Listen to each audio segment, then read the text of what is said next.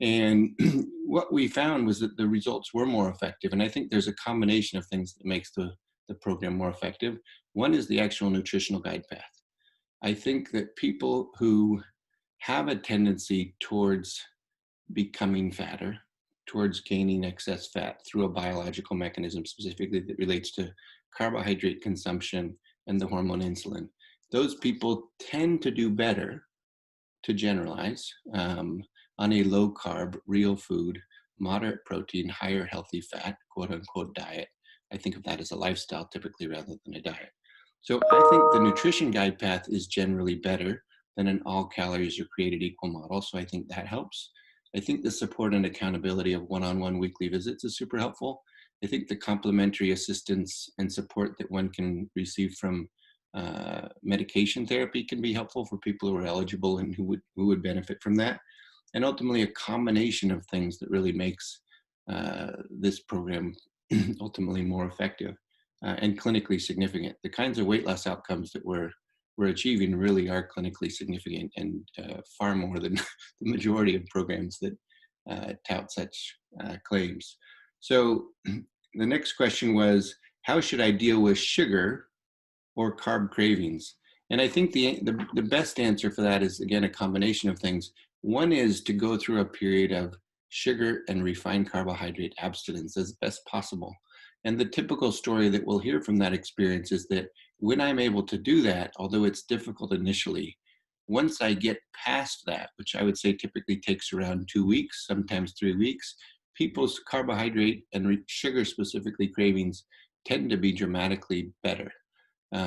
There's a famous researcher at Harvard named David Ludwig who wrote a book called Always Hungry, which really sums up how people feel in a high carb state with some frequency, eating an abundance of ultimately over processed, high refined carbohydrate based food, where they tend to feel a chronic need, a sense of cravings for carbohydrates that, if they can be eliminated for a period of time, typically gets much better and ultimately becomes quite tolerable in the vast majority of cases, assuming, again, we can help you understand exactly what creates a well-formulated low carbohydrate approach. Again, low in carbohydrate, moderate in protein, higher in satiating healthy fat.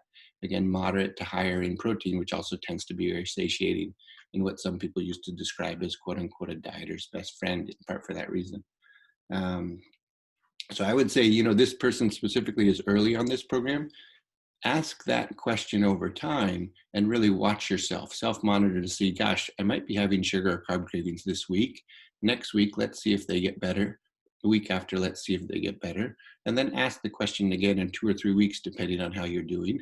And that may even be another question that one needs to add at week 12 or week 18, when you might feel cravings returning, or you might feel cravings return if you begin to test the waters again, where you begin to reintroduce sugars and refined carbohydrates, and you find that that tends to beget cravings for more carbohydrates. So those are all things to watch for. And then to speak with your health coach or your clinician to discuss how that's feeling and to see what we can help you do to help adapt. Next question was, how long do results start showing up? So if we go back to the weight loss outcome study we did published last January, on average, all comers, including people who didn't show up to visits frequently and those who did, they lose about 5% of their weight, or about nearly 10 pounds, basically, at month 1. They lose about 10% of their weight at month 3, and then on average, about 12.6% of their weight at month 6. Again, if you break that down into subgroups of people based on their BMI, they vary a little bit, with people losing more as a percent as they go up in the BMI scale, in part because they continue to lose instead of plateau 6 months, 9 months, 12 months into the program, whereas people in the overweight group who are just mildly, have mild excess weight, relatively low BMIs, they tend to plateau after about 3 or 4 months as they've achieved their goal in that period of time. But you should see results relatively quickly. Would this affect my health some other way? We will be monitoring your health through the program, and that's part of the reason that we do labs at the beginning of the program. We check your waist circumference at the beginning of the program. We check your blood pressure at the beginning of the program and do a body composition analysis. At 3 months, we'll check your labs again. Each month, we'll check your body composition and waist circumference again. And as you're going through, that will help us define not just weight that you're losing, but how your health risk factors are improving. Do you have the metabolic syndrome? Do you have signs of fatty liver disease? Do you have signs of prediabetes or potentially type 2 diabetes? All common weight-related conditions or weight-associated conditions.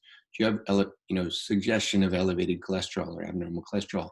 And as we test those over time, we can help you understand, gosh, I'm not only losing 10% or more of my body weight at the 3-month mark, but I'm actually improving my health risk factors to prevent diabetes or to prevent the likelihood that I have a heart attack or a stroke, to prevent fatty liver disease, which can eventually also turn into other more significant worrisome forms of liver disease, etc. So, but in general, that should all affect your health in positive ways. And furthermore, it really hopefully helps you feel better in terms of your quality of life, your mental clarity, your energy levels, cravings and hunger, and so on. So those are all things that we can watch together over time and see how they improve. Last question in this series is, how can I continue after I get to my goal to keep the healthy weight permanently? So that's a great question. And I think one of the biggest challenges in clinically significant weight loss. The answer will ultimately be, when we transition from your weight loss goal to maintenance, we'll have several questions that we'll need to answer. One question, and some folks have probably heard this before, the sort of key question for maintenance is, what carbohydrate level is right for me on maintenance? And I think about that as, below a certain carbohydrate level, I will stay lean. And again, we generally think about this as working through insulin. Insulin makes you store fat. So elevations in insulin make you store fat. If I can keep my carbohydrate low enough, I will generally be in a fat burning state, liberating my fat reserves and using them as fuel, rather than being in a fat storing state, where I tend to be storing fat, sort of blocking it away and not able to access it. So I become more dependent on carbohydrate for fuel, which tends to cause cravings and hunger, and tends to lead to return of formation of fat and thus weight. So that'll be a key question that we'll try and answer on maintenance. What carb level is right for me, and how do I stay below my carb threshold, which wherein I will stay lean? Another question that we'll ask on maintenance is, well, would you benefit from the support of pharmacologic therapy, aka medications, that can help me say no to carbohydrates, to control portions, and to sustain this healthier weight that will help me, prevent me from developing diabetes or prediabetes or metabolic syndrome or some of the other diseases I was talking about, and help to improve my quality of life? So that will be a separate but related question to answer. And there's, various groups of people on the program, some of whom feel quite confident that they can continue to maintain their weight loss without medication, and some who feel that really they would benefit from the therapeutic support of medication to help them sustain a healthier weight. So again, that's a question that we can address together as you continue on the program, and one that you'll specifically want to touch base with your clinician. We call the clinician managers in your center. So, and to that note, I guess I would just add one thing. That's our goal as well. We want you to get to your goal weight, to achieve your healthier weight, and then to sustain it permanently for a lifelong basis, to keep you healthy, to keep you happy, and to help support you on this journey to better health and well-being. So next question, a new series, and hopefully let's see if anybody else asks a question. Looks like there's one other question too. Actually, let me go to this other question that someone just posed, because it was related to the first question on BHRT. What is a good ratio of muscle and fat in body composition? That question, honestly, is easiest answered looking at your in-body body composition analysis. And so that might be something that you'd want to talk with your clinician about. But to make some generalizations, as a woman, it would be great if we could see your skeletal muscle mass, what they say SMM, or skeletal muscle mass, which you'll see on your in-body, to be within the normal range, which is a little range that's on the in-body, and ideally to either be on the high end of that normal range, or frankly, a little bit above it if at all possible. From a body composition point of view, I'd also think in terms of percent body fat. And some of this will vary depending on age, menopausal status, non-menopausal status, But a good goal for women is to be ideally under a percent body fat of 28%, if that's realistic, potentially under 25% if that's realistic. But those are places where it's less likely to have metabolic imbalances associated with excess body fat. And so anyways, hopefully that answers that question.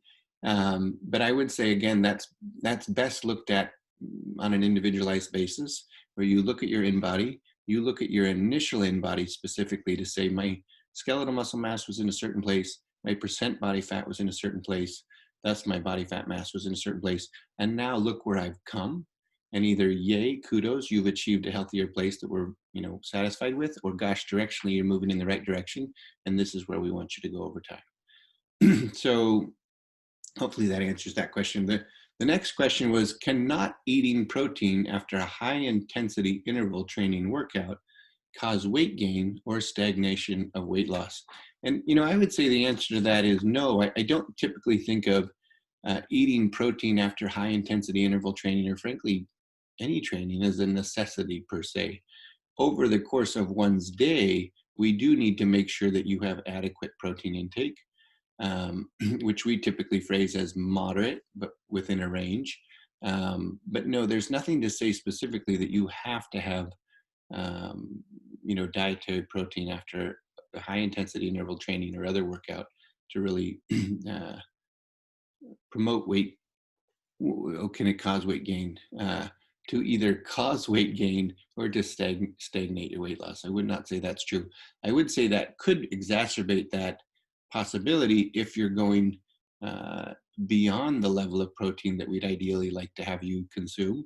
And this is a little bit more complicated, but the concept there is, again, we're trying to use diet, use food, and specifically at certain macronutrient ratios to bring people's insulin levels to a low enough place that they promote the liberation and burning or oxidation of fat. And that's all about keeping your carbohydrates low and then keeping your protein moderate but not too high, because extra protein, as you've probably heard on this program, will convert to carbohydrate or sugar and indirectly stimulate your insulin, and therefore inhibit your ability to access your fat reserves, and can potentially, for some people in particular, lead to weight gain. So hopefully that answered that question. Here is a question.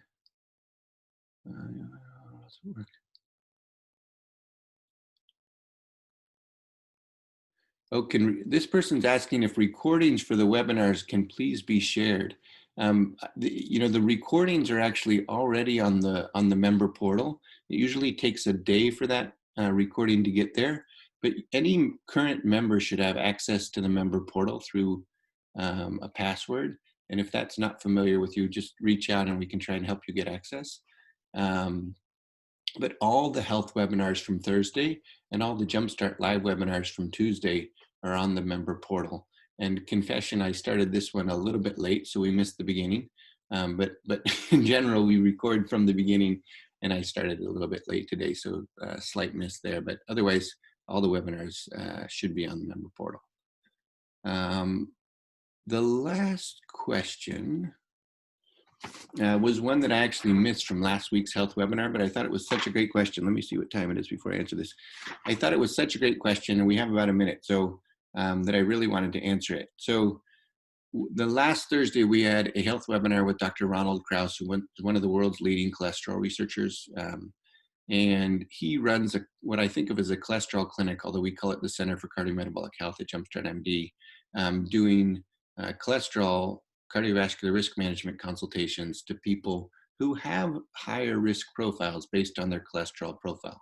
That could be true at the beginning of our intervention, dietary intervention. It could be potentially true at the end, either because people haven't lost enough weight to fully flip their metabolic switch and improve their cholesterol profile, or because they have cardiovascular risk or genetic risk factors that really drive that risk. So anyways, this was a cholesterol-related question on a cholesterol-related webinar that was about who would benefit from advanced lipid fractionation or sort of 21st century cholesterol testing.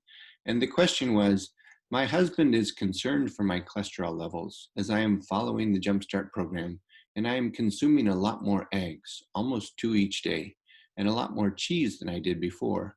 Should I be concerned? Is the lower amount of carbs I am consuming and the higher amount of fat really offsetting this increased intake of cholesterol? Thank you. So, this is a long question to maybe answer in a short period of time. But the first thing I would say is that in general, it's really important to know that dietary cholesterol does not equate with serum or blood levels of cholesterol. Okay. Now, there can be very rare exceptions to that, but in general, the amount of eggs you consume is not going to influence the cholesterol readings in your blood. Now, if you're interested in greater details of this subject, watch Dr. Krause's webinar from last Thursday because he dives into this to some degree. Um, the cheese question is another one. Now, cheese carries saturated fat in it, and there can be some circumstances in which dietary saturated fat does lead to elevations in LDL or low density lipoprotein cholesterol. Now, what I think the answer should ultimately be for you is that let's monitor your cholesterol panel over time, and specifically, let's monitor it 2 months into maintenance. But along the journey, and then 2 months into maintenance. And the main reason is that we see people at Jumpstart whose cholesterol improves dramatically as they lose weight, oftentimes in a setting where they're eating more saturated fat. We see some people where it stays about the same. And then we see some people, and it's about 20% of the group, of what we call the hyper-responders. And the hyper-responders group's LDL tends to go up in response to a diet higher in saturated fat, and oftentimes even more so when they're in a ketogenic state. Now, there's another devilish detail there in that some of the hyper responders are people who their LDL only goes up temporarily. And it goes up temporarily as you're liberating fat soluble cholesterol. This is the theory, anyways, that you liberate fat soluble cholesterol from your fat cells when you're burning lots of fat cells in this high fat burning, low carb state. And your liver doesn't clear that cholesterol as quickly as you're liberating it. And so you can have this temporary elevation, and this is true in about 30% of people who go through a rapid weight loss phase. But you can have a temporary elevation in your LDL cholesterol that when you measure it about 2 months into maintenance, we find is actually normalized again. The other thing that's really related to this question, which is, did the dietary cholesterol that I'm eating, is that a risk? Should that be a risk for me? Is the saturated fat that I'm eating in the cheese, could that be a risk for me? When we look at your lipid profile at each 3-month interval, when we look at your chemistry panel at each 3-month interval, we'll also be able to see other risk factors that really amplify the risk of LDL cholesterol, LDL being potentially a dependent variable on these other risk factors. And those are things like signs of insulin resistance. I had signs of fatty liver, I had signs of prediabetes, I had elevated triglycerides, I had low HDL, I had signs of the metabolic syndrome, all of which should improve dramatically and consistently in a low carb state accompanied by weight loss. So to ask that question of whether the LDL cholesterol is a specific thing that I should be worried about, based on my levels over time, it really also depends on how you're improving other cardiovascular risk factors, metabolic syndrome, prediabetes, diabetes, fatty liver, other things that show signs of underlying insulin resistance as you go through this low carb weight loss journey that tends to dramatically sensitize people's insulin levels and oftentimes fully reverse that insulin resistance that's arguably the primary risk factor behind risk of heart attack and stroke. And then the last piece of that puzzle might be, and this is what Dr. Krause was talking about last Thursday, if you're interested in understanding your cholesterol in more granular and precise detail, do the advanced lipid fractionation test.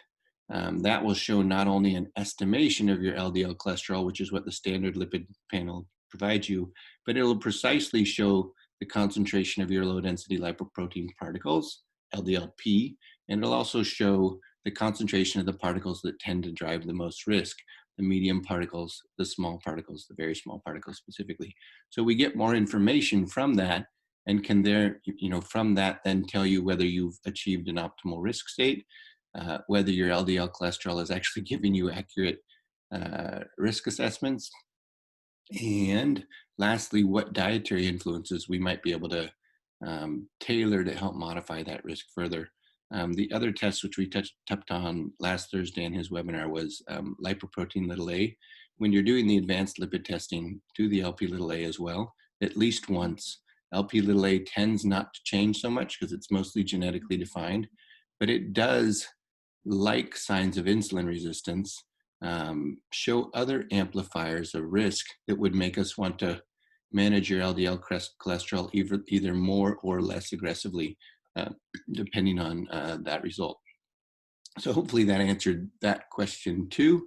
And happy to, I would say have your clinician take a look at that, or I'm happy to take a look at it too if that's something that you don't feel like you've had an adequate response. So thanks everybody for joining me today. I always enjoy this and I love your questions. So please send any questions for the following week to live@jumpstartmd.com, or any suggestions in any other way that might be helpful for you, because we're here to support you. So thank you very much. Have a great day and look forward to hopefully seeing you on this Thursday's webinar, where we'll interview Gary Taubes, New York Times bestselling author and wonderful person. Okay, thanks. Bye.